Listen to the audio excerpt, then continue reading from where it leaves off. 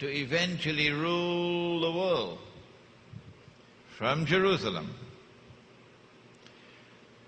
I have said, this is my answer. You don't have to agree with me. But if you say that I am wrong, you must tell me what is right. Is that fair?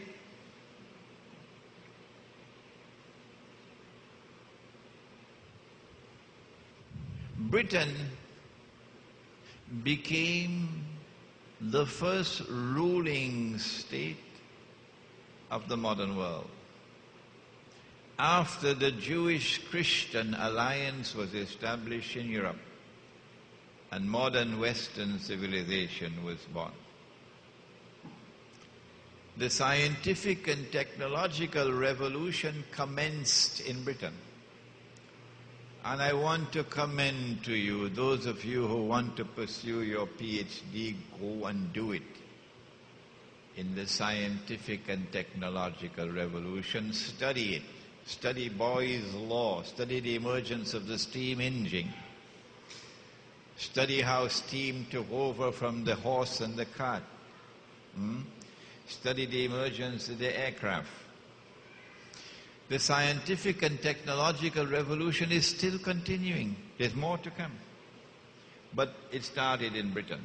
That's the heart of it. Britain ruled the world. Ruled Britannia. The sun never set on the British Empire.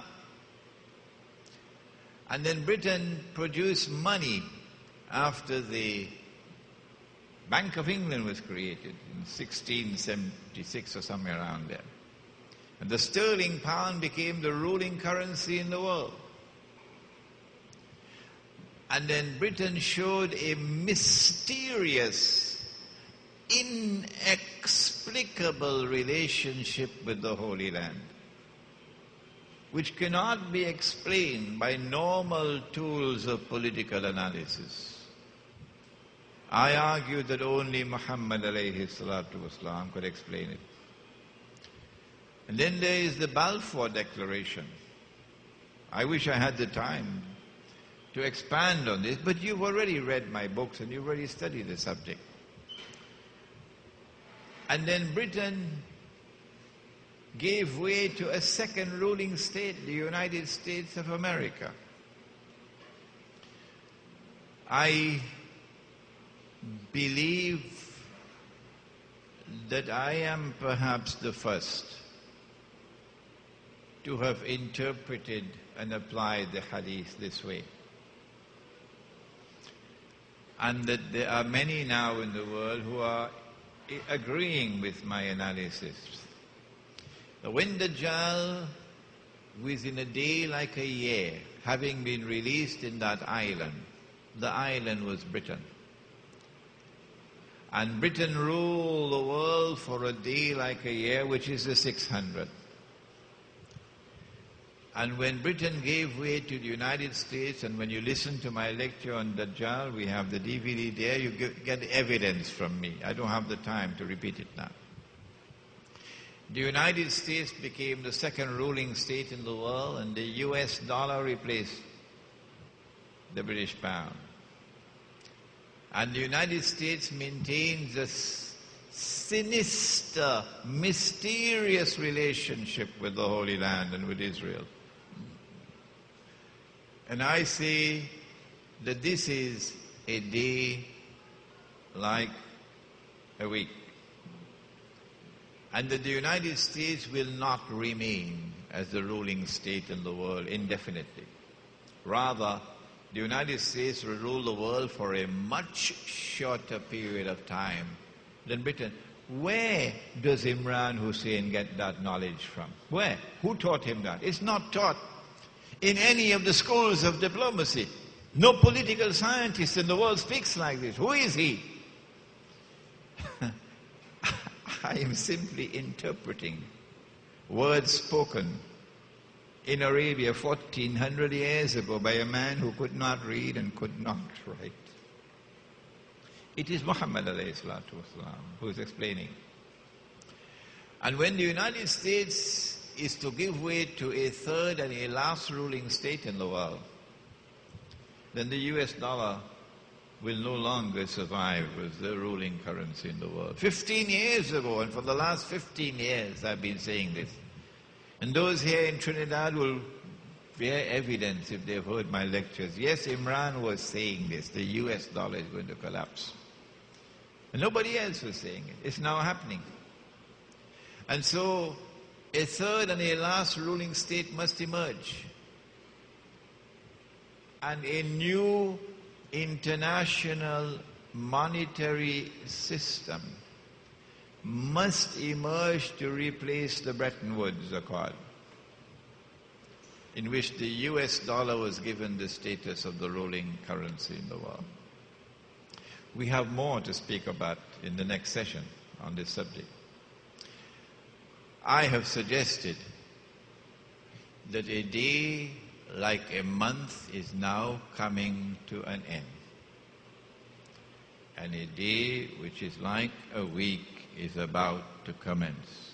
There's no one else who's saying that in the world of Islam. I'm the only one. But events which are unfolding are confirming this analysis. If they ask me, where is the hadith? Why doesn't he quote the hadith? We didn't see in the hadith that Britain is the ruling state and that is stage one. I have to say to them, well, just wait and see. Events which are unfolding are confirming the validity of this hadith, so I don't have to bother with your criticisms. In order for Britain to become the ruling state in the world, in order for the United States to become the ruling state in the world, and in order for Israel to become the ruling state in the world, and then for Dedzal to emerge and declare, I am the Messiah, they had to wield a formidable weapon. A terrible weapon they had to wield to achieve this. And that weapon is riba. It is not by accident that the very last revelation to come down in the Quran came down after the farewell pilgrimage, after the farewell sermon.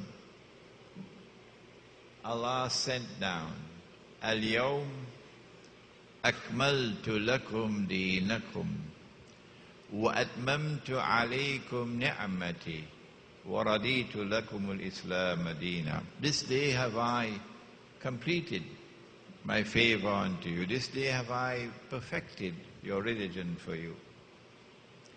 And then they returned to Medina. And on the authority of Abdullah ibn Abbas, radiyallahu ta'ala anhuma, in the hadith recorded in Sahih Bukhari, the last revelation to come down was a revelation on riba in Surah Al-Baqarah.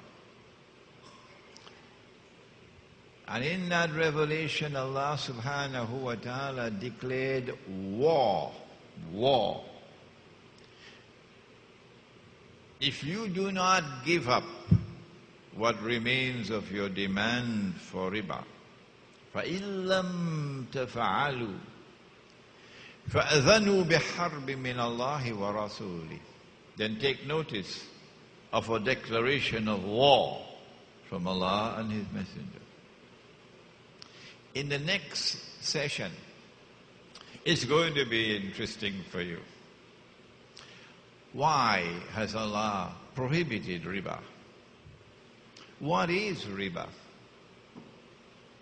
And how has riba been used as a weapon in order to enslave mankind, to produce the slave woman?